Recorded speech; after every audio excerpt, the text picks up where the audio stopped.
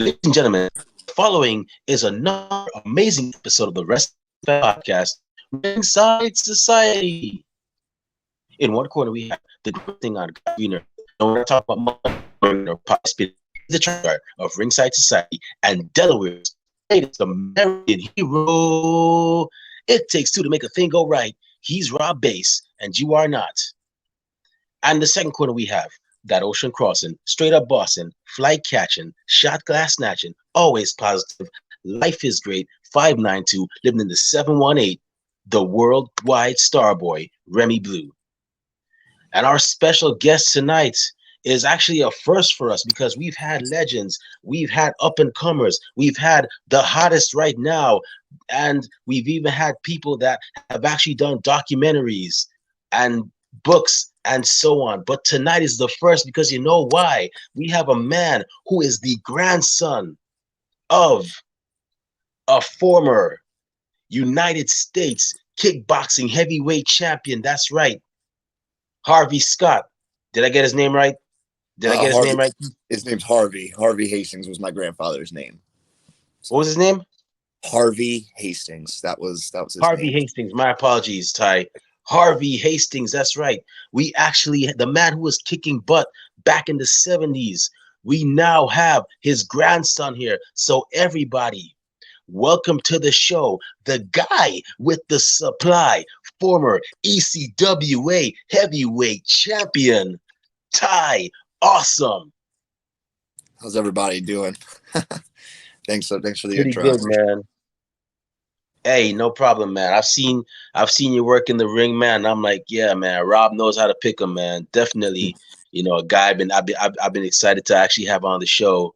A man who is a third generation butt kicker. That's right, people.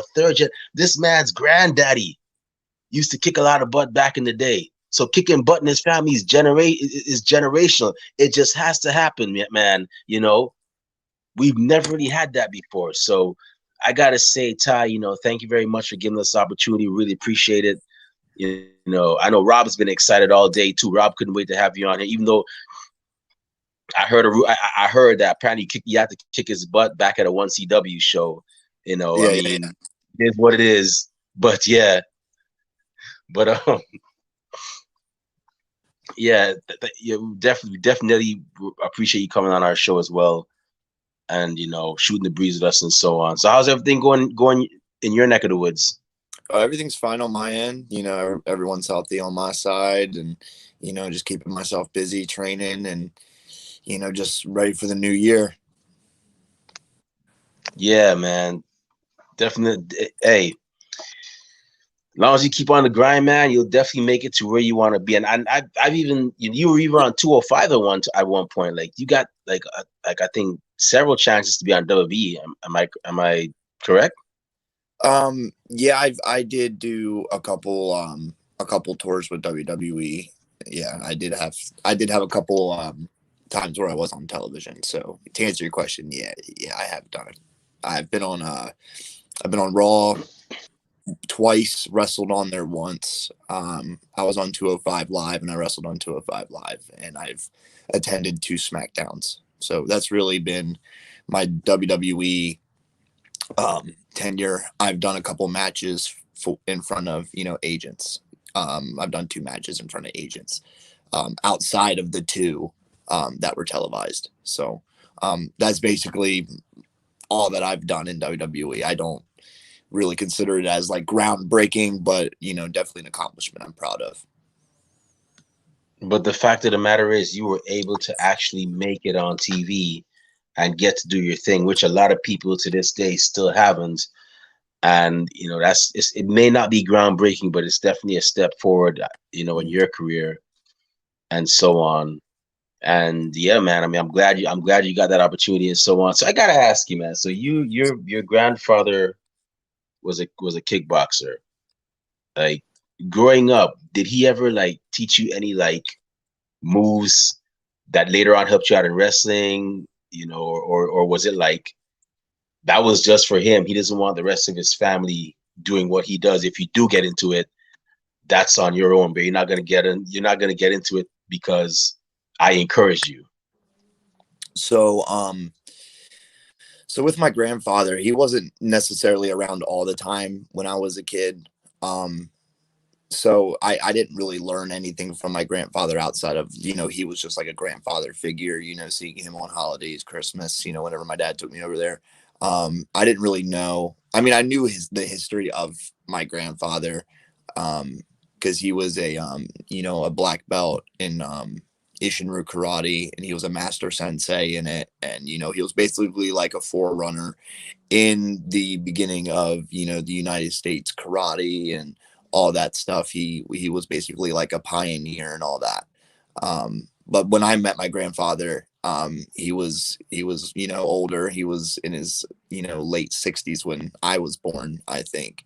And he had developed Parkinson's, you know what I mean? So he didn't really have the same abilities as he did when he was growing up, training in his prime. So I didn't really necessarily learn anything from him. I did learn, from my dad. My dad was a wrestler in, high school, and, he did a lot of karate himself. He was never really to the echelon of my grandfather, but, I always learned stuff from my dad, and my grandfather did pass things on to my father, which I guess my father passes stuff on to me. But I wouldn't say it influenced me in any way to, go the path I did. So, yeah, didn't really learn too much from my grandfather other than, his humbleness, and, he was a gentle giant. So, Wow, that's cool. But it's still cool that your dad taught you, certain things and so on. So with learning martial arts and whatnot, when you see movies like The Karate Kid, I'm not talking about the one with Jaden Smith. I'm talking about the old school ones that came out in the 80s that everybody, whether you were born in that time or not, saw. yeah, the Ralph Macchio What? movies. Yeah. What were your thoughts on watching those movies? Are you like, man, they're exaggerating, man. Like, this doesn't happen in karate. You did a crane kick to win the match. You would have gotten disqualified with that kick, man. Like, are you guys seriously pass this off? Or was it like, wow, they really nailed it to the T? Like, that's exactly what happens in karate. What was your thought process on that whole movie series? So, I mean, I'm a huge fan of, the Karate Kid movies. Those are always good. I'm always cool for like those martial art movies. I grew up in the era of like Power Rangers and stuff like that. So like I'm totally cool with cheesy martial art movies. So no real preference on it, but I do love Ralph Macchio as an actor. One of my favorite movies of all time is The Outsiders, and he was in that movie, super good.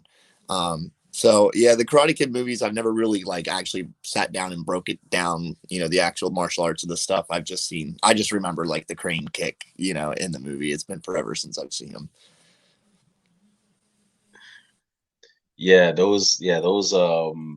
Those movies are really great. So have you ever seen Cobra Kai, the series that takes place several years, decades after the Karate Kid series? Have you seen any of those episodes, or are you So still yet to do so? no, I haven't seen any of Cobra Kai or anything like that. I'm all out of the loop.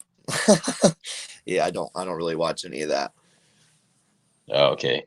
Well, I mean, I've seen it. I highly recommend it to anybody that doesn't mind revisiting the Karate Kid universe, or the Miyagi universe as they call it.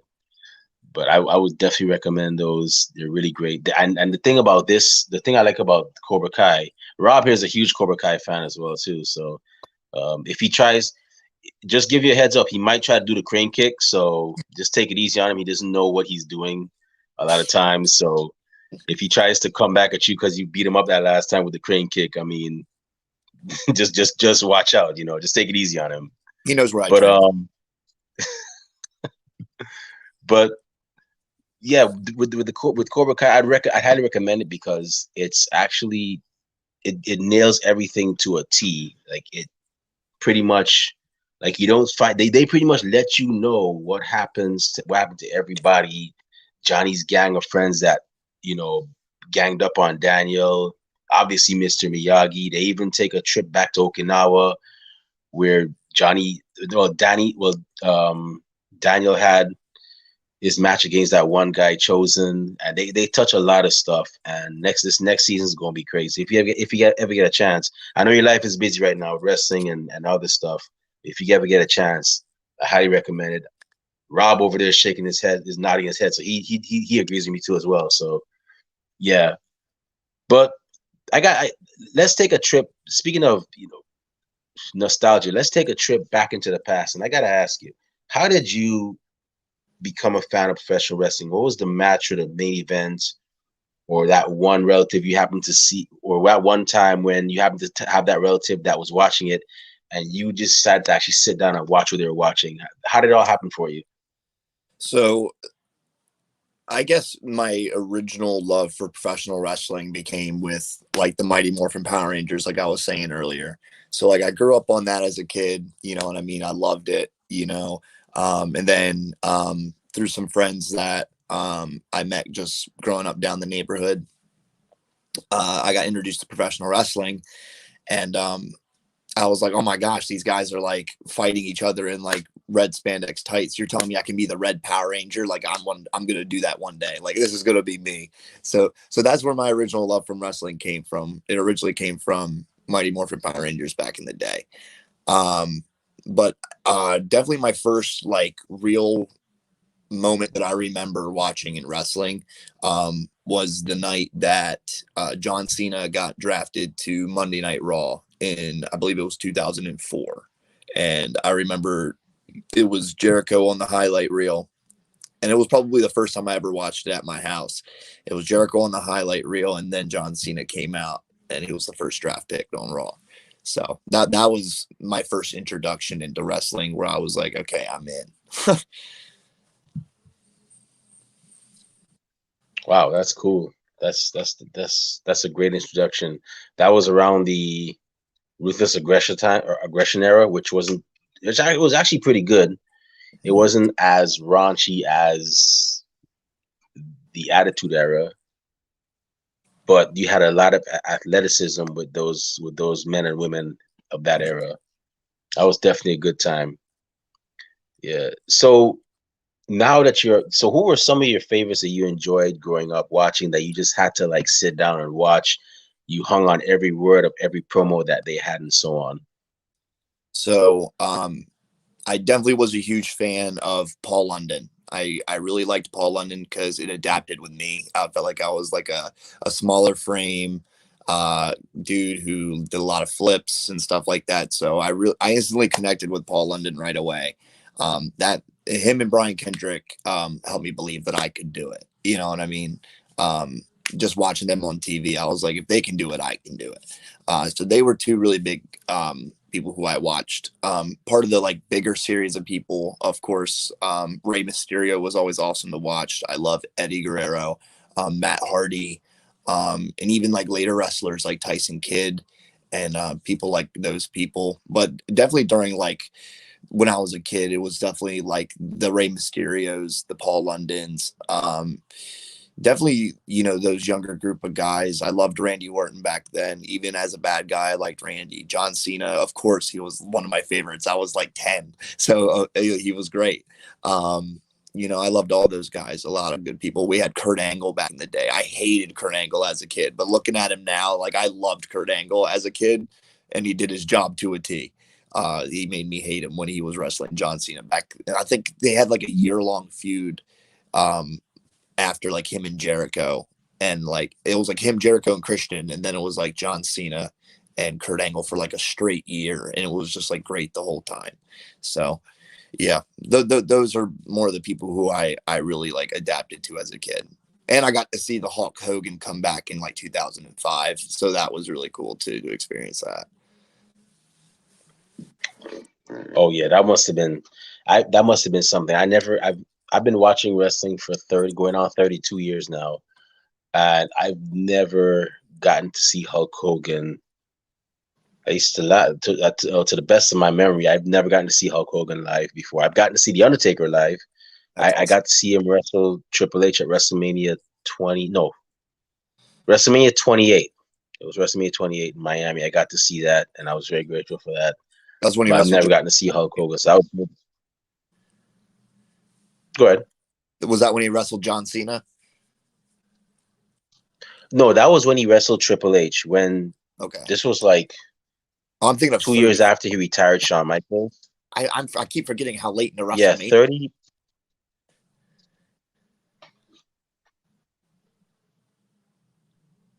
Yeah.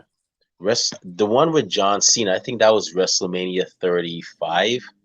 You're talking Okay. about the one when he got squashed, right? Yeah.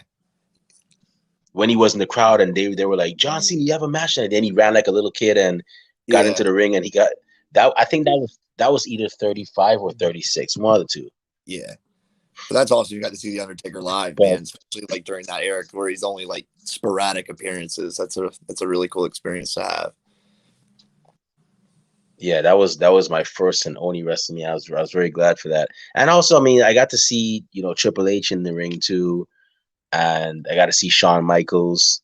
That was another great. Well, even though he was as a referee, not as a wrestler, still it was pretty great to see as well. But so, by the way, I was gonna say you, sir, have very great taste in wrestlers because Paul London and Brian Kendrick, that was my tag team. I was a huge. So starting off, there was the Rockers. There were the Rockers, Shawn Michaels and Marty Jannetty, and circa 2003, I saw. I already knew about Brian Kendrick when he was going by the name Spanky, Mm-hmm. and then there was another guy with him that was teamed with him by the name of Paul London. So I didn't know about Paul London before, but the chemistry they had as a tag team in the ring was phenomenal, and they reminded me so much of Shawn Michaels and Marty Jannetty when they were the Rockers, and I was like, this is my new favorite team. Mm-hmm. And then Brian Kendrick left WWE, and I was like, man, why do you have to leave, man? Then he came back, and they resumed their tag team, and Mm-hmm. I was like, yes, like anytime these guys were on TV, I didn't want to hear nothing from nobody. Do not bother me. My boys are wrestling. Yeah, they're And good. the first ever shirt, yeah, they were that good. And the first ever shirt that I got, well, not the first ever shirt, the only shirt that they ever had, I made sure I got it. And this was like 2008 that shirt came out. And then 2000, it was 4 years later, it's 5 years later, there was a show in New York and I saw Paul London there. And Brian Kendrick was there too. So I'm like, awesome, I'm gonna get to meet these guys. Didn't get to meet Kendrick, but I got to meet Paul London. That's awesome. And as I was walking towards him, he was like, "Oh, look, a fan!" And he's pointing out because I had the shirt on. He was like, "Oh, look, a fan!" And I was like, "Hey, Paul, what's going on?" And he's like, "Hey, yeah, I've been a fan of you guys for like all these years, man." And he's like, "Wow, cool, thanks." And then he was like, "Do you mind if I sign your shirt?" And I'm like, "Yeah, man, go. It's your shirt, man. Yeah, you can sign it. I don't care." And then he signed his name on it, and I was like, "Yeah, man, that was a great moment." That is They were really. very cool. Have you ever gotten to meet them? Well, I actually got to live a dream, and I got to wrestle Brian Kendrick on 205 Live, with Akira Tozawa. So, yeah, I got to meet Brian Kendrick, which was really cool, and he was super nice. And I made sure to tell him when I met him, like how much he influenced me as a kid, and he really took that really to heart. And I could tell that we hugged about it. It was really cool. It was a really cool experience. So yeah, I got to meet Brian Kendrick, and I actually got to wrestle him. So that's a really cool thing, and in a WWE ring to say that. So yeah, I got to do that. So that was really cool. Yeah. Another thing I like about Brian and Paul are that there's some, and you probably noticed too, being in the business. Rob, I'm sure you've noticed by now, not just having as much fan time with wrestling as I have, but also being a referee. But there are certain wrestlers that you have to find a gimmick for them, and there's some that come up with their own gimmicks, and they are phenomenal. Two that come off the top of my head are the Hardys, and then there's London and Kendrick. I've seen these guys, like some of the stuff they came up with on the Indies, and I'm like, why is Vince not letting these guys do their thing? Like, give them, give them the ball, let them play it. As long as Mm-hmm. they're not doing anything offensive, Mm-hmm. let them go. But I guess that's the business. It is what it is, But those two guys are very incredible, and hopefully in the near future, we get to see one more match, one more tag team match with them, because Mm. that was one of my tag teams, right? I've only had like 4 tag teams in my whole that I could think of off the top of my head that I've ever had so much fandom for, and those 2 guys were one of them. They were great, especially So, during that period of time where tag team wrestling oh wasn't yeah, as it was. Because I remember there were good tag teams during that time. Like there was Eminem. I remember LOD had made a comeback. I mean, I remember SmackDown, in my opinion, was that show for me as a kid because they had the cruiserweight division, and I felt like everything meant something for SmackDown because Raw was looked at as the #1 show, in which it is or was at the time, and they had all these hungry guys. So they back in the day they had their time, but I remember when they went to Raw, it was like cut short. You know what I mean? I remember that clear as day. But that's how wrestling works. Like you said, that's the business. You have to when you want people to watch a show, they want it to progress instead of like be all over that because you're gonna make the viewer tired or stuff like that. At least that's the psychology on it. But yeah, I do recall like that whole time where they split up and everything. I mean, I remember because they wrestled Umaga, and that's when it happened. And man, that was such a good time. I'm like reminiscing as a kid right now. So much nostalgia just talking about it. hey, no problem, man. You could do that here, man. Trust me, we've done it so many times. Rob has told his Undertaker story countless times. I don't know if he's told you yet, but he's told that story countless times. I've told the Paul London one several times, and trust me, it's all good. Mm. But so now that you're a fan, you're cheering your favorites and whatnot. You're going to the shows. How did your journey go from Ty Awesome, the fan, to now Ty Awesome, the guy with the supply, soon to be ECWA heavyweight champion? How'd that transition go for you? So I graduated out of high school. And my original plan was to go to the military, and it ended up falling through for just a couple different reasons. But so when I found out that I couldn't go into the military, I was like, okay, bet we're gonna go ahead and be a wrestler. So I get to finally live my childhood dream, and so that was after I graduated. But before then, I was 16 years old, and my dad had a buddy at this time, and his name was Bobby Gannon, and he's passed away now, unfortunately. But without Bobby's help, he introduced me to Mark and Jay Briscoe when I was 16. Which, if you don't know, they are the baddest tag team on the planet. If you don't know that already, they're freaking. I think they're GCW tag team champions right now, multi-time ROH tag team champions. Crazy Delaware boys, crazy. And when I was 16, I went to their house 2 or 3 times and trained with them, um, just by the grace of God at that point, and like you know, and then when I graduated, all that went down. I ended up doing some things with my friends when I was growing up, and then I ended up going to wrestling school at Spinebusters, and then it was history from there. Just one thing led to another, and I just never stopped thinking that I couldn't do it, so I just kept doing it. And I'm glad that you actually got to. I'm glad you actually kept on going with it, because it's led you to a lot of great things, like wrestling in WWE several times and so on, and even become the ECWA heavyweight champion. But speaking of which, so WWE, man, well, you grew up watching it.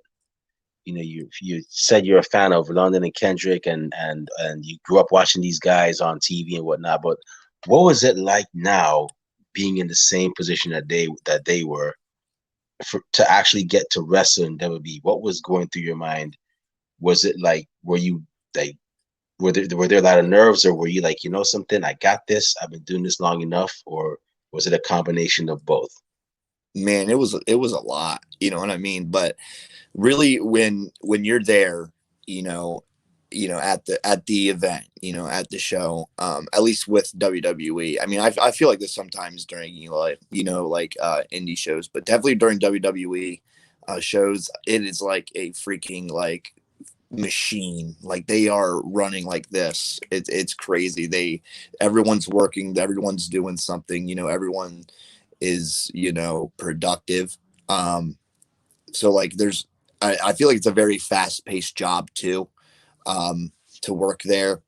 Um, you know, um, and it's crazy how things work there, because you go there, you have to report certain places and, do that. So it's a crazy experience. And then when we go through all the things we have to go through that are just like basic protocols, when you get there, you meet people, and then, they tell you where to go, and that's how it goes from there. So like, whether if I'm sitting in catering or if I'm just sitting in the dressing room, I'm just kind of just waiting. And then somehow people find you, whether who it be, it's usually an agent, and they find you and they say, hey, I need you here at this time. Like, they tell you what to do. It's crazy. They find you, they know who you are, and they tell you what to do. And everything moves so fast when they tell you what you're doing. In my case, it was like, hey, we're going to do this, and we're going to pair you up with the Viking Raiders and all that stuff. You know what I mean? It all happens so fast. You don't have time to really think about it in general. You just have to, like, oh my God, I'm getting dressed. Okay. I'm talking to the agents. Oh my God, it's time to go out. Oh my God, here we go. So that's basically how it went. It all happened so fast. You didn't really have time to think about it. And it's crazy. It's all like time. They must be time based with, the agents and everything there. Cause it was like perfect. Like I didn't even have time to think about anything. It was like, hey, we need you here at this time. Get dressed. I got dressed. I was there at this time. I spoke a couple words with agents, and then I sat for 10 minutes, and it was like, okay, come follow me. And I'm following people. And then next thing I know, I'm going around a corner, and it's like, oh my gosh, I'm in front of the stadium. So it's insane. It's crazy how the cog in the machine works. It's insane. So to answer your question, I didn't really have time to let it sink all in. It all just kind of happened so fast. Yeah, that was yeah.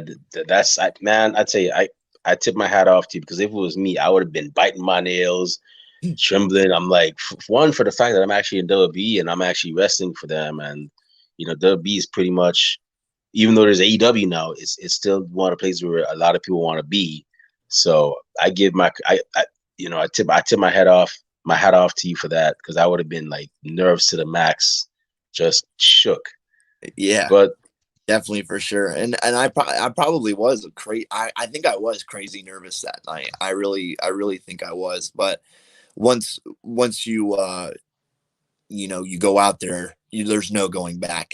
So once I hit the curtain, it was like, okay, it's all or nothing. I got to make the most out of this 5-minute time slot I have. And that was basically what I thought of when I was in there. Make the most out of this 5 minutes and make the best impression I can make. And that's all that was in my mind, and I let everything else go. yeah, definitely, yeah. That must have definitely been an experience for you. And I'm pretty sure if we had our other co-host Kathy, I don't know what her fascination is with this, but she would have probably asked you about catering and the food and all that stuff. And I'm like, good, Kathy. I'm like, I don't know what her fascination is with it, but Mm. hey, it is what it is. The catering's But great. The catering's great. I know those 2 nights where I was the back-to-back Raw and 205. I didn't eat catering both nights, but the times that I went prior, the catering is fantastic. I know the night that I went on Monday Night Raw, they had it was in Baltimore, Maryland, and in Maryland, when they do catering, they do crab cakes for the guys in the back. And when I was told had to go on, I didn't eat. I couldn't eat. No matter how bad I wanted to eat that crab cake so bad, I was like, nope. So I just kind of like nipped on bread, and I just had to go out there and swallow my pride. And when I went back after, they were all gone. They were all gone. But that's the name of the game. You know what I mean? You got to win some and lose some. yeah, hopefully next time when you go there, you'll if not as a, a one-off appearance, hopefully you get signed, and then you get that opportunity to enjoy those crab cakes again. Because I've heard like I heard that's Baltimore's signature thing, crab cakes. So Mm. I don't know. I'm curious, as to like, okay, I want to know if it's real, if the hype is real about the crab cakes in Baltimore and so on. So hopefully one day I get that opportunity, and you get that opportunity to experience the catering there as well too. Mm. So another highlight that you had in your career, and this is pretty much what I'm sure any wrestler in what Rob calls the Delmarva area, the Delaware, Maryland, DC, Virginia area would want, is you, you're actually a former ECWA heavyweight champion, Mhm. and that title has been around for almost 30 years. So on December 1st, 2018, 3 years ago, you pinned, or you beat, I don't know how you got, I don't know if it was by DQ, well, not by submission or by pin. You actually defeated Mike Law at Toys for Tots for that championship. What was going through your mind now that you have this title that's been held by greats such as Christian Cage, Christopher Daniels, Amazing Red, and of course, another legend that I'm sure you're familiar with, Mr. Ooh La La. What was it like holding that prestigious title and saying that, yes, I am now the ECWA heavyweight champion? Man, it was a crazy experience. That whole run with ECWA during that time period was insane for me. It was insane because it all started with the Super 8 that year. I had been wrestling for ECWA for about a year and a half, maybe 2 years before the Super 8. Um, but I did the Super 8, and we had a great class of guys in there. We had Richard Holiday, who was in there from MLW. We had Cheeseburger in there, which was ROH at the time. Smiley from House of Glory. We had a lot of people, and they brought in Chase Owens from New Japan Pro Wrestling. So it was a really big night, and me and Smiley went 1-on-1, and I beat Smiley in the first round. And in the second round, um, I wrestled New Japan Pro Wrestling star Chase Owens, and it was dubbed Match of the Year for ECWA that year. And I feel like that match really propelled me to get to that step to the ECWA heavyweight title. Um, so I ended up going into almost a year-long feud with the PCA, which was Mike Law, Azrael, AJ Pan, Joey Ace, and that was them. That was the PCA. And I was wrestling them for about a year. And then finally, December comes around after being like outnumbered multiple times and being cheated out and multiple things. I finally get Mike 1-on-1. um and man, it was the most surreal experience of my life. Definitely being someone who isn't considered a heavyweight, and working hard enough to get to the opportunity to fight for that title was insane alone. um but to go ahead and to actually hit my finishing move and pin Mike Law and win the ECWA heavyweight title. um and I was young, you know what I mean? I was 23, 22 maybe, so I mean, it was surreal. It was crazy surreal. And like you said, a lot of big names have held that belt. It's a prestigious championship belt. um and I got to hold it. I held that title for 6, 7 months, and it was great. I enjoyed it. Um, and I, man, just thinking about it and reliving it in my head, it's just nothing but great memories during that time period. Because I went through a lot of hard work, and I went through a lot of change during that time period. And a lot of people had faith in me, and I really took my ball and ran with it during that time period. And it was really great. You know what I mean? I was really proud. I felt like I was living up to my family's name.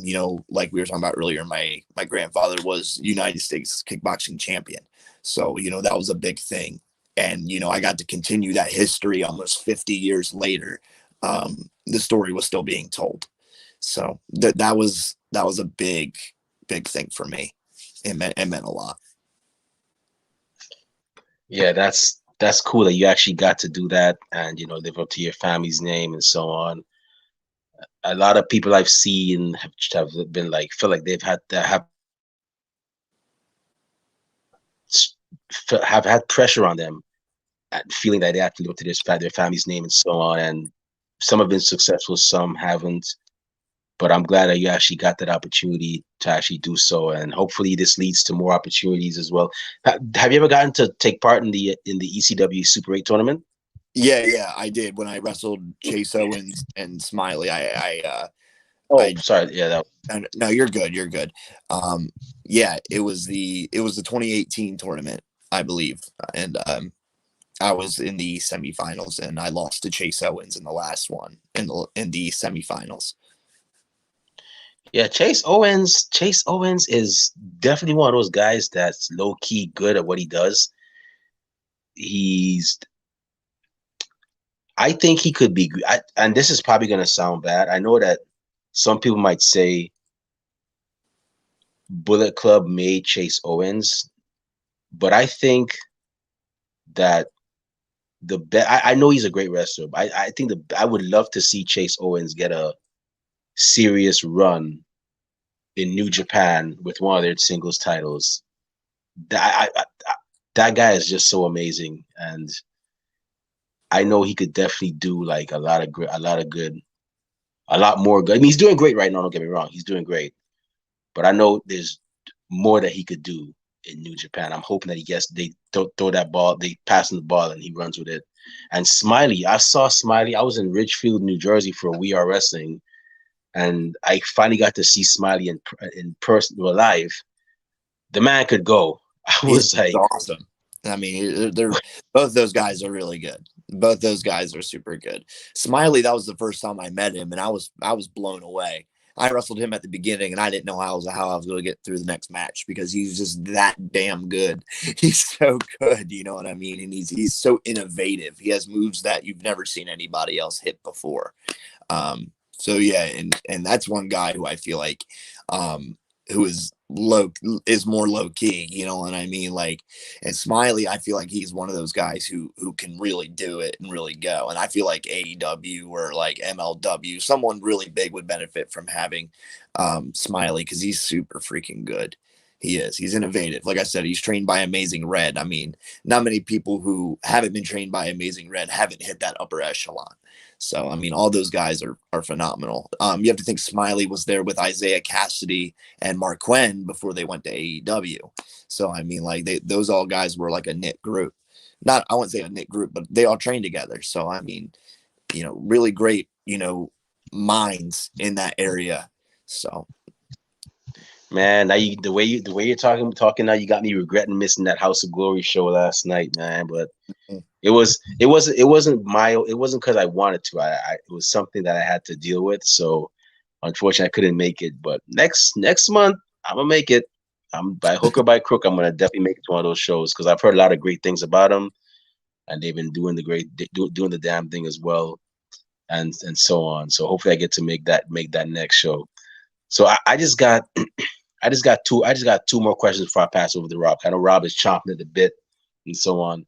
And my second to last question is who are some who are some top names? Or let me just narrow it down. Who are the top five opponents that you'd want to face in the near future? They could be from AEW, WWE, MLW, Indies, New Japan, doesn't matter.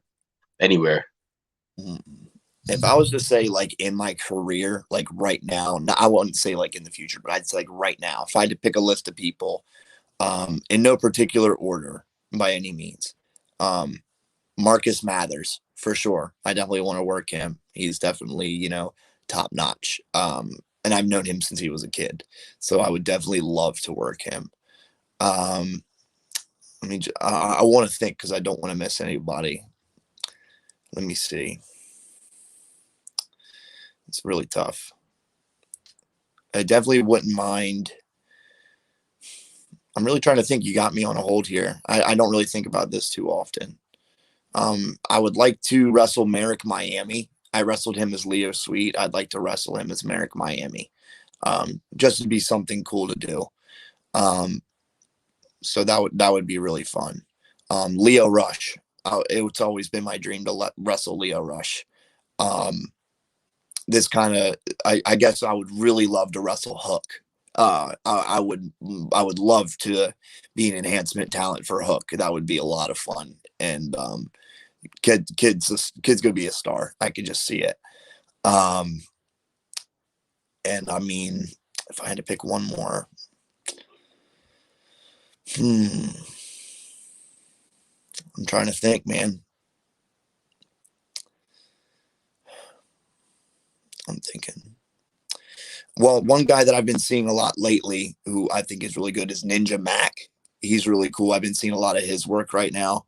I'd like to, if I had the opportunity, I would love to wrestle Ninja Mac, but I think he's going places right now. So if I was going to pick 5 right off the top of my head, those are going to be the 5. That's cool. Actually, you just gave me a good. I tend to play armchair booker sometimes, shamelessly at times, and that match with you and Hook would be a good one because both of you having the kickboxing background, the martial arts background in your family, him obviously being Taz's son, that would be a pretty good build up. Mm-hmm. I could definitely see that. Not as you being an enhancement talent, but I'm talking like he comes to your area playing, Billy Badass, and you're like, nah, I'm home here. You're in my hometown now, and they build that up. That would be a pretty good thing, That'd be cool. Yeah.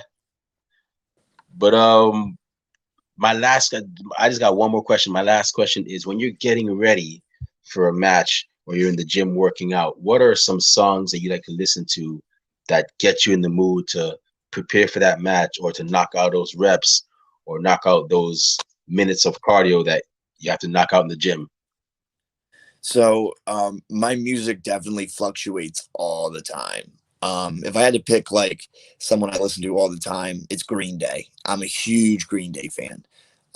But I shuffle around my music all the time. Like I listen to a lot of like Mac Miller. So that would definitely be like somebody I would listen to in the gym a lot. Audio on Fifth Ave. Yeah, I love Mac Miller. I used to listen to a lot of like, I mean, I'll listen to like a lot of hard rock music.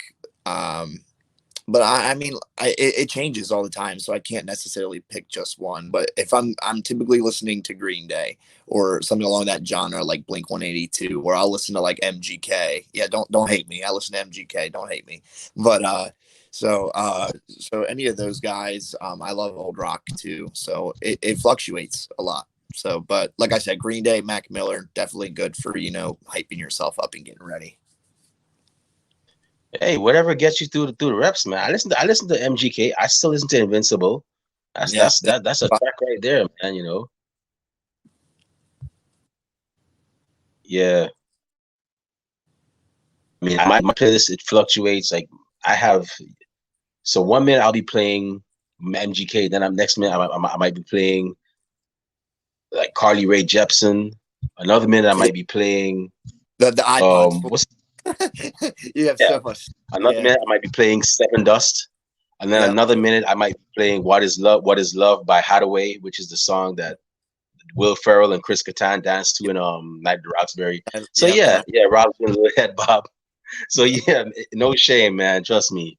If I were to ever be in charge of a Bluetooth speaker in the gym, some of the guys and girls would probably hate me because I would be all over the place. Yeah. But I'm gonna go ahead and turn it over to Rob. I know Rob has a couple of questions for you as well. So Rob, go ahead, man. The floor is yours. All right, sweet. Thanks, Remy. So what's going on, Ty, man? How you doing tonight? Good, brother. That's what's up. Hey, man, I appreciate you taking time out of your day. Come on, chat with us, man. It's awesome to get to chat with you, man. Yeah, man. You know I'm easy to get up with, man. You know I'm an easy dude. That's right. There you go. So how's your pop doing, man? I ain't talked to him in a while. I think since last month, man. Is he all right, man? Does he still have your Valor Pro Wrestling belt, man? Have you gotten it back yet? So what's your next question, Rob? All right. No. So I gotta ask, man. You're saying earlier, man. You're training with like Sonny D's, man. That man is like East Coast legend in wrestling and stuff, man. So after you train with Sonny D's, man, what was your first match, man? Is it can we find it? Is it online somewhere or is it buried, in a vault, never to be seen? Well, I mean, you can find my first match, but I think my first match is probably buried in a vault, like you said. So that's probably one thing. But my first match was actually before I went to Spinebusters. It was actually like a year or two after I had trained with Mark and Jay. And it was at a company called SCW for Slam Championship Wrestling. And the promoter who gave me that opportunity passed away last year. So it was nice to meet him, and I give that guy thanks every day for like giving me that first opportunity. And that was against Iron Bull Argus, a guy that I grew up around with down here. But like after I started training with Sonny Deeds, I really started focusing at 302 Pro. So you can find my first match. It's SCW. Me versus Iron Bull Argus. That's gonna be my first match, and it's god awful. It's god awful. So yeah, you can definitely find that. And you can even find stuff from when I was wrestling with Mark and Jay Briscoe on YouTube too. You can even find that when I was 16 and I had a buzz cut. You can find that straight on YouTube, and you can watch me like make a fool of myself. And so that's basically how it started. All right, so then you've done all that stuff, man. You got it, and then last month, man, you had ended a rivalry, one of your biggest rivals. Not only was he, you started out, y'all were friends, tag team champions together and all, but you went through a war and ended the career of Funky White Boy last month, man. So what was that like? You know what I mean? Being his last match, going through the ups and downs with him, man. Just having that cage match, man. Because y'all went at it that one, man. It was an awesome match. Yeah, I mean, I've known Funky since I've started. Really since I started training with Sonny Deeds when it was the 1CW training school at the beginning before it converted to 302 and Spinebusters. So it was really cool to, if I'm pulling the curtain back to really go at somebody who I've, really appreciated and cherished.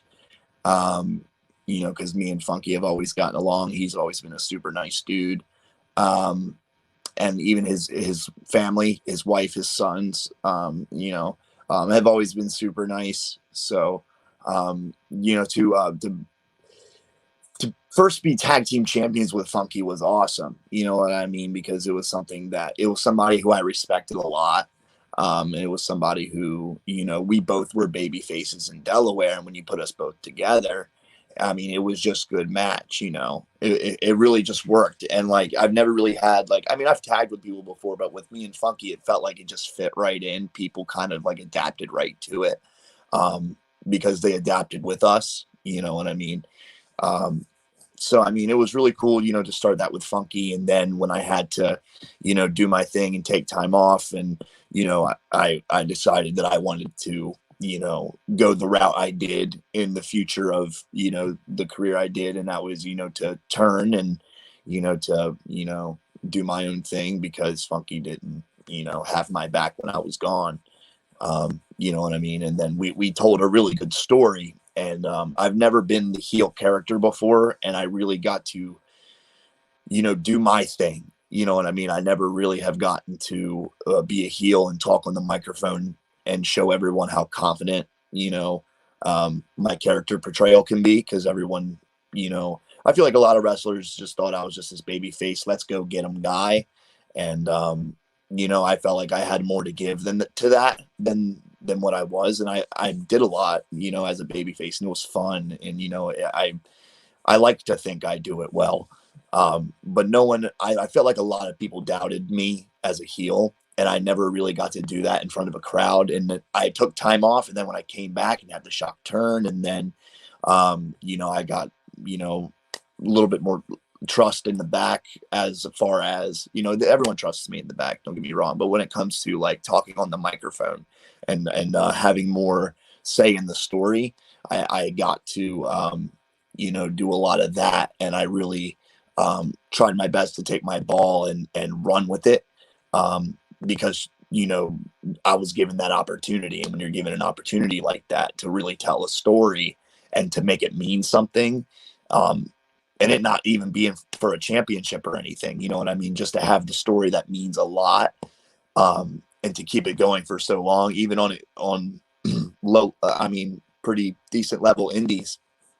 I mean, it was great, you know what I mean? And I got to prove a lot of people wrong, and I got to say that in promos and stuff like that. And, it was a lot of fun, you know what I mean? I got to, really, figure out who I was as a heel and stuff like that. So, I got to thank Funky for that too, because, he let me be free and do my thing. And, and when it finally came to the end of everything, because a lot came from me and Funky's feud, whether it be from like the left Twix or like, the guy with the supply, you know what I mean? A lot of character development came in through the year-long feud, really 2-year-long feud that me and Funky had, because it built since we were a tag team to when we broke up. So I mean, it was really cool, and then it was crazy for it to go as far as it did to our I think we had like it was a no DQ match of some sort. I don't know. It might have been like a no holds barred or an I quit. I think it was an I quit match maybe, and it went to a double draw, and then it ended up being in the steel cage, and then the stipulation: loser is done, loser leaves 1CW and doesn't come back. That's when it really got, that's a final, feud, you know what I mean? One of us, that's done. It's done for one of us. It had gotten so bad that one of us had to go. One of us had to go, and we got to, tell a really good story for a really good period of time. And then when we had the steel cage match, people cared about it, which was cool. People didn't want Funky to leave, and people didn't want me to win. So it was like one of those things, you know what I mean? It was a lot. People didn't want me to win. And like, it was crazy, you know what I mean? And, it ended, I escaped the cage. I beat Funky. I outsmarted him.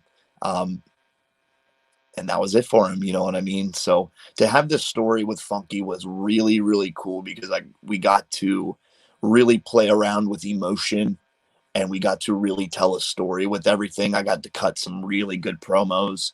And it was a really heartfelt story. I felt like, it was a story of two friends who, after one had to leave, he had felt like he had been forgotten about, and he had took that to heart so bad. He had turned his back on his friend when really it wasn't. I mean, in his eyes, it was like that, but that's just how the story was told. He was forgotten about, and he was torn. So that was our story. You know what I mean? It was two friends who we had, turned our ways on each other because of a situation that was out of our hands. And, one way thought one way about it, the other person thought one way about it. And it just the story told itself after that. And it ended with one of us having to go. And fortunately, it was not me. So, yeah, I mean, it was a lot of fun. I really enjoyed working with Funky. Unfortunately, it cost him his career, but that's just how a good story has to end sometimes. You know what I mean? Mm-hmm. Yeah, man, I'm glad you get to do some heel work, man. Because yeah, man, if anybody rests for any of your matches when you're a heel, man, you got to be on your toes, man. I've had to take chairs and stuff from you and all that stuff, man. It's like, oh my lord, man, this guy, man. Yeah, what are you doing? Come on, man, we got. Yep.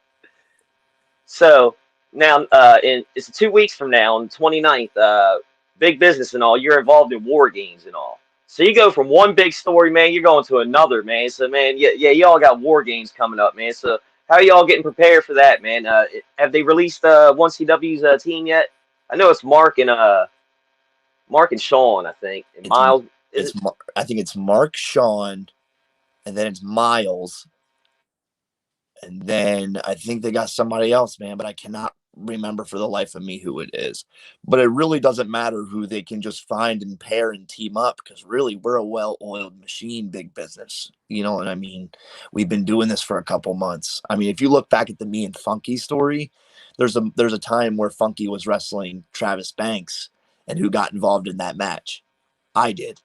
This story of Big Business goes back, you know what I mean?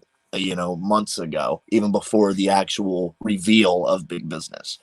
So the story's been telling itself, you know what I mean? We're a well-oiled machine. We know what each other's thinking, and we're doing this already. Meanwhile, Team 1CW is just plucking, pairing people together who don't have the same mindset. Now, Big Business, we all have the same mindset, you know what I mean? So we're going in a win-win situation. So it's going to be a good night. It's going to be a great night. It's going to be war games, and we're going to kick some ass, just like Big Business does, because that is exactly who we are, the best. That's right. Hey, yeah, because you're kind of right. You're right on there, man. Y'all are a team. You're a cohesive team and all, and they're getting randoms. You know what I mean? Like, can they work together? You know what I mean? What are they going to do? And y'all like, German engineering. They're getting that rock star fella. That's who they're getting. They're getting the rock star to be on their team. There you go. So look, I mean, they're plucking people from all around. You know what I mean? So we're already prepared. You know what I mean? Meanwhile, they're going to meet each other the day of the show, and they're going to all meet each other, and just going to have their own mindsets. While Big Business is a cohesive unit. So the story writes itself. You know who's going to win this match, Rob? Come on. That's right. Come on. That's right. That's right. So, do you have any before then? Are you going to any other shows? Do you have anything else booked before then, or are you just that your next show? Right now, I'm just chilling, man. Right now, it's just 1CW. I got some Eastern Shore Pro Wrestling coming up later on in the month. I got Valor Pro Wrestling. I'm Valor Pro Wrestling. Well, technically, on a technicality, my dad is the Valor Primus champion. Okay, on a technicality. Okay, and I will be getting that back, Rob. Okay, I will. I see you laughing, and I'm gonna get it back. Okay, I will. Okay, that's right. All right, and if you need somebody, if you need a ref count 3, you know where I'm at. I do know where you're at. And when I get my title back from my dad, I'm gonna defend it at Valor in York, Pennsylvania when they start running. So and they're gonna run again real soon. I think they're gonna run again in February. So hopefully we can get there quick. And I'm always taking bookings left and right. So I'm always trying to fill up when I can. So and if not, I'm keeping myself busy training, and I'm always ready. You know what I mean? Mm-hmm. Now, you were talking earlier, man. You grew up in the age of Power Rangers and stuff, man. So I got to ask, what did you think of the newer Power Rangers movie? What was it, 2016, 2017? What did you think of that one, man? Did you like it? How did you feel about it? I liked it. It was decent. It was a different take on it for sure. I worked at the movie theater at the time, so I got to see it for free. So it was pretty cool. So I didn't have during that time period, I was like, okay, all the movies were good because I didn't have to pay for it. Now, if I had to pay for all the movies, it was like, oh, that it probably would have been more critique out of me. But I think I did really like the Power Rangers movie, the way they went on it. Yeah, I don't remember having a real issue with it. I think I actually thought it was pretty decent. And I hope they make another one, because I thought they originally were going to make another one, because I remember that they were talking about making Tommy, the Green Ranger, a girl in the newer one. And I was like, yo, that's a hell of a take on it. You know what I mean? So I remember being excited for that. So, yeah, I think I liked it. You know what I mean? I think I'd have to see it again for sure. I think that's like 6 years ago. God, man, making me feel old. I'm only 26. Jeez. Man. Yeah, man, I remember when Power Rangers, when they came out, like they started coming out, everyone was talking about it, and I was like, it comes on the same time as WWF Superstars, man. And I love that type of stuff too. So it took years before I, got into Power Rangers or watched them and stuff. I was like, oh man, I should have watched it earlier. But yeah, it came on at the same time as WWF Superstars. And I was like, well, I had to watch this, man. I got to watch Bret Hart and Undertaker, man. Yeah, that's I was like, yeah, we didn't have this thing called DVR and all back then, man. It was like, yeah, we had the thing called, UHF and VHF. Yeah, I'm like, whoa. That's right. So, what are some new movies and TV shows you're watching right now? Because I always get stuck watching the same stuff over and over again, man. I'll be watching like Archer, all that stuff, man. I've been getting back into the Marvel films. So I've been getting back into the MCU. I just saw Spider-Man in the theaters for a second time. I enjoyed it a lot. I'm not going to spoil anything, but it's great. I loved everything about it. I can laugh numerous times in that movie, multiple times. It'll never get old.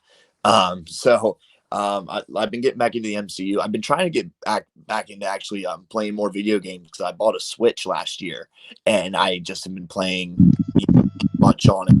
And I finally, got a memory card for it a couple months ago, and I've been playing Rocket League. I just bought the Tony Hawk's Pro Skater 1 and 2, the remastered version, and that's really brought me back to my nostalgia, because I remember back in like 2000 or like 1999, whenever that came out, and I remember getting it for Christmas on the Nintendo 64. It was a blue cartridge.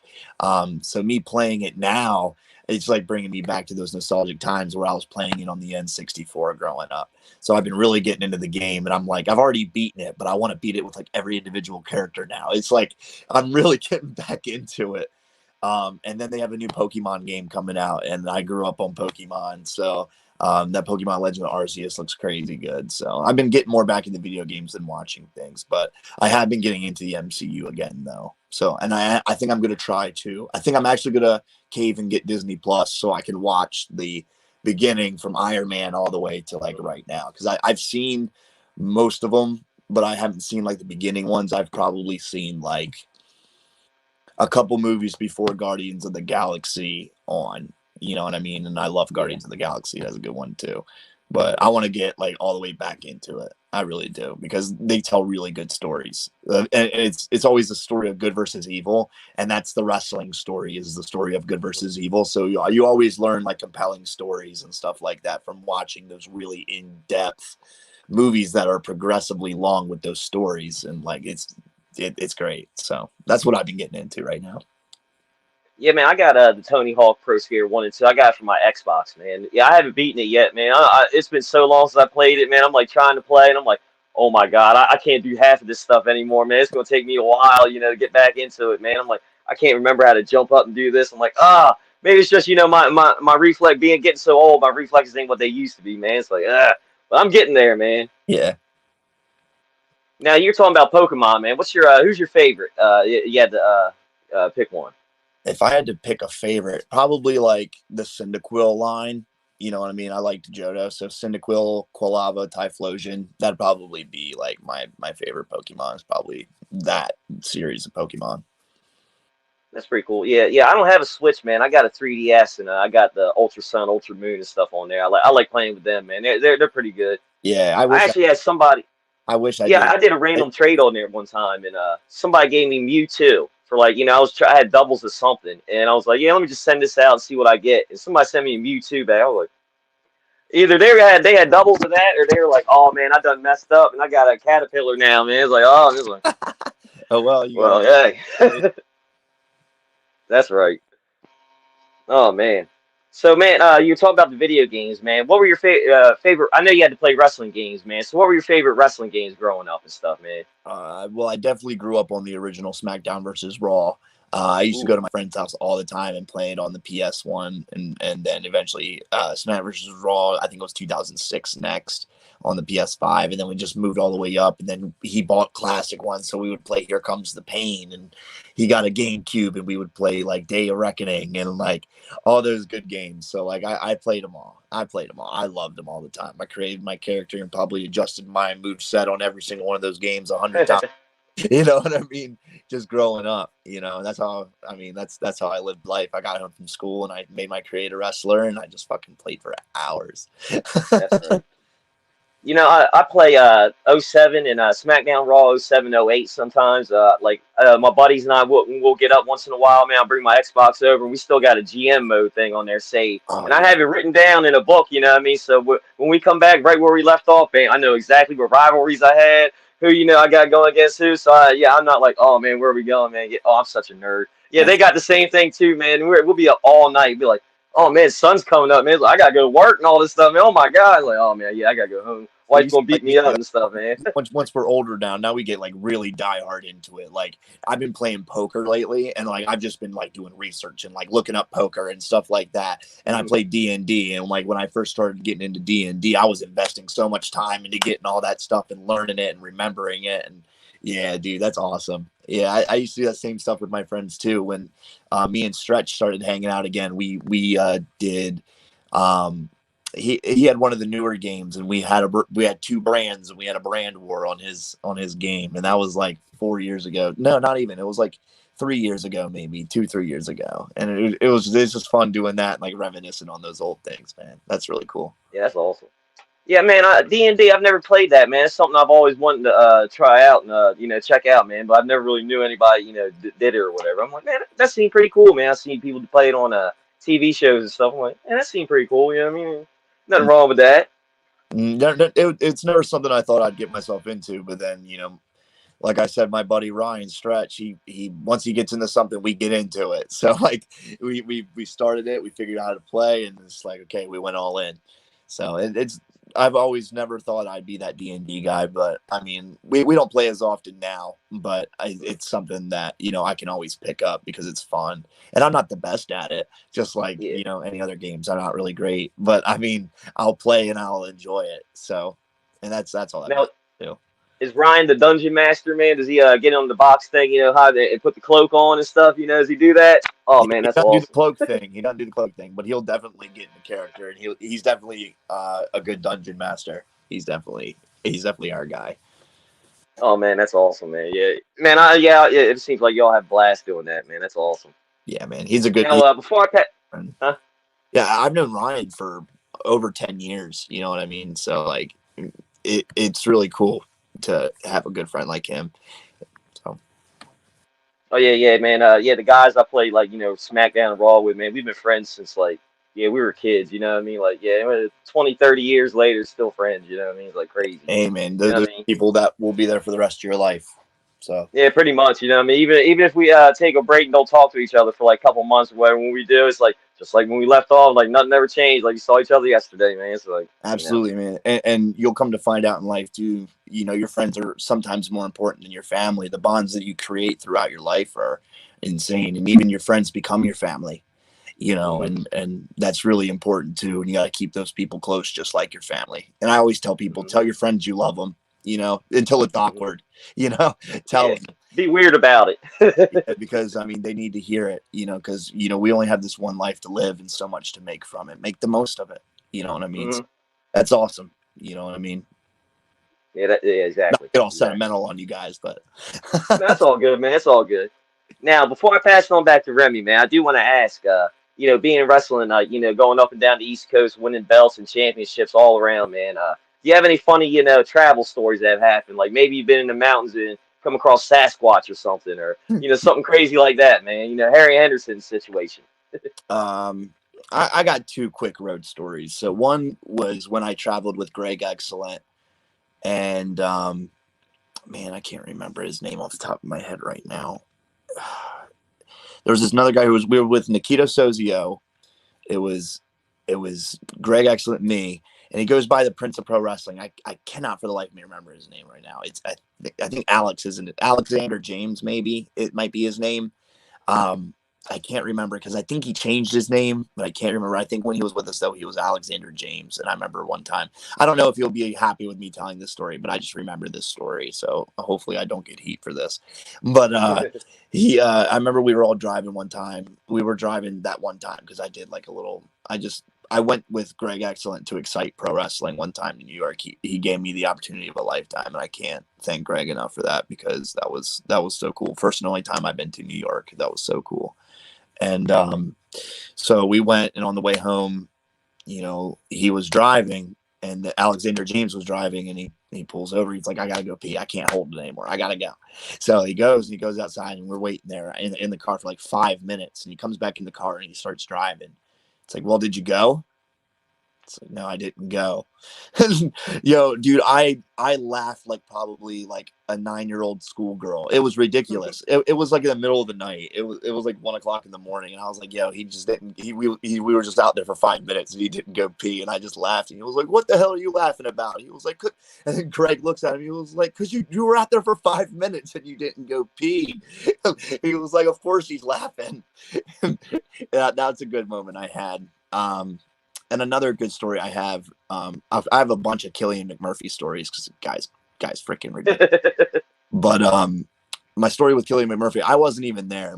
I tell this story because my dad was there. But so we were leaving the Showboat hotel because ECWA was running shows there, and I don't know if you know Remy, but my dad comes with me to every show. He's like my right hand man. He's my #1 supporter. He films all my matches. He's got his own YouTube channel, Papa Scott Productions, that's got thousands of followers. And, you know, I'm so grateful to have my dad. I love that dude so much. And without him, I wouldn't be where I'm at for sure. But anyway, to continue, you know, with the story, Killian and my dad, we were about to leave this hotel, all of us, because we had a show. And Killian and my dad, they were going to the bathroom. We were about to leave. And right before Killian went to the bathroom, this little kid comes up to him and went to go talk to him. And Killian did his heel shtick and was like, you know, he did his thing. He was like, get away from me, whatever. And the kid like got real scared and ran away. Well, Killian and my dad went to the bathroom, and this big brolic security guard comes in there, and he was like, he went in there like full, like steaming, like red in the face, and was like yelling at Killian. He was like, who the hell do you think you are? He was like, you just made that kid pee on himself and this, that, and the other. And Killian just is laughing at him in his face. And my dad is grabbing Killian. He was like, hey, dude, you should calm down. He was like, no, this is hilarious. It was like, what do you think is so funny? Do you think this is a joke? Like the big guy was up on Killian. He was like, Killian grabbed him. He was like, you see all these fans, you see all this wrestling, this whole thing is a joke. He was like, this whole thing is a joke. And he walked away. It was a whole thing. And it was like, dude, like my dad was like, I don't even know if I went to the bathroom or not. He was like, it all happened so fast. It was like, I don't even know if I went to the bathroom or not. I just remember that guy coming in there, and I was trying to tell Killian to stop, and he wouldn't, and Killian just would not stop laughing at him. I was like, yo. Dad was like, I couldn't believe Killian was laughing at this guy. I thought we were gonna have to fight this dude. And my dad just turned 60, and this was a couple years ago. So that's one of my favorite stories to tell, and I wasn't even there. So those that's pretty awesome. Yeah, I think anybody works with Killian got a Killian story, or you know, seen something with Killian, man. That dude's a character, man. He's awesome, man. It's crazy that both of those stories were having to go to the bathroom too. Yeah, there you go. Hey, man, Grim came on here and told a story about how he went to the bathroom on the shoes, man. Then you had to ride home with that, man. So I remember when I wrestled Grim once, and at Valor Pro, and I remember his music hit, and he was in the middle of, you know, dropping some business, if you understand what I'm saying. Yeah. He was sitting in the stall, if you catch my drift, and he was like, just wait a minute. And his music played for about a minute. He ran out there, we did the thing, and we went back. Yeah. I don't know if it was that match. I hope it wasn't that match, but there you go. That's right. Oh man. Now on that note, man, yeah, that's a good note, a good funny note to end on, man. Before I pass it to Remy, but before I pass it on back, I do want to say, you know, thank you for taking time out of your schedule. You know, come on, chat with us, man. Definitely had a blast. I wish you nothing but the positive things happen to you and your career and your family, all that good stuff, man. Hope your Pops channel continues to blow up. I hope you know you travel to across the country even more, collecting more gold, man. I hope all that happens for you, man. Thank you, man. I appreciate that a ton.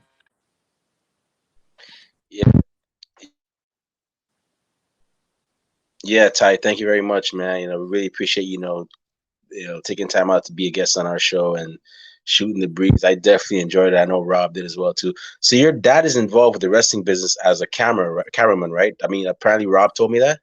Yeah. So his gimmick name is Papa Scott. That's the name that was gifted to him by one of my buddies, and it's just stuck. So he has a YouTube page. It's Papa Scott Productions.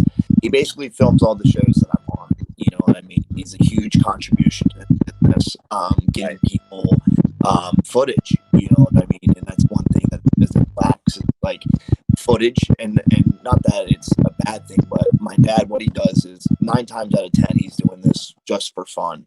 You know, my dad is joining my journey with me, and that's his satisfaction out of it 9 times out of 10. And he films an entire show, and he gives all these wrestlers, you know, footage, and we'll get, you know, all kinds of people saying thank you, because a lot of people don't get that footage exposed. A lot of footage, if it is filmed, it gets held on to, or you have to pay for it, or it gets put on DVD. But fortunately, my dad, you know, is able to, you know, put stuff on YouTube almost immediately and edits it. He takes time out of his schedule, and he's a carpenter. You know what I mean? So he does a lot of sacrifice for this business too, when he doesn't even have to. So yeah, my dad's a big part and a huge contribution in this business. That's cool, man. That's cool that your dad can actually, you know, go on this journey with you. Because I know a lot of people, like, I know how it is, how it was with your dad, but I know a lot of people that we've had on the show, when they tell their family about it, it's either yeah, okay, and then when they finally become successful, like okay, yeah, you're good. And then there's people that are like, no, don't do it. You're wasting your time. You're gonna injure yourself and whatnot. And then when they finally get somewhere, they're like, oh yeah, you're doing great, man. Yeah, we're gonna come to every show. But the fact that from how it sounds, I don't know how it is, but from the fact is that your father's very supportive. He's been with you from jump, and the fact that he's still with you now, that's pretty awesome. As a matter of fact, we'd like to formally. I told Rob this when Rob told me your dad's a because the unique thing about our podcast is that we interview not just wrestlers, but we interview managers, ring announcers, referees, um, promoters. We've had both Sean Hardy and Sean Cross on our show, and we interview pretty much everybody that's on that side of the spectrum of pro wrestling, which is also including cameramen. So we'd actually like to formally extend an invitation to your father, Papa Scott. Papa Scott, if you're listening, we hope you hear this. We'd like to actually have you on the show, as a guest for Ringside Society. If he's not listening, definitely relay this message to him, Ty, and we will definitely make time for him as well. We definitely like to have him on the show as well because we never really had. We've had a couple of firsts, but one first we've never had is the. Wait, we had Paige, Saraya Knight. We still like to have him on though, because we definitely like to have a second where we have a second instance where we have a parent of a pro wrestler that's on here, and we'd like to get their story and so on and whatnot. So if your dad's up to it, we definitely like to have Papa Scott on here shooting the breeze with us about pro wrestling and so on as well. Yeah, I know. I don't know if you love to do that so much. He would love it. Yeah, really would. Seriously, tell him like email us or messages on Instagram or Facebook or whatever. We'll definitely make time. We'll definitely make a date and time for him to be on and so on. I'll be sure to let him know. Get stories from all angles of the industry and so on as well.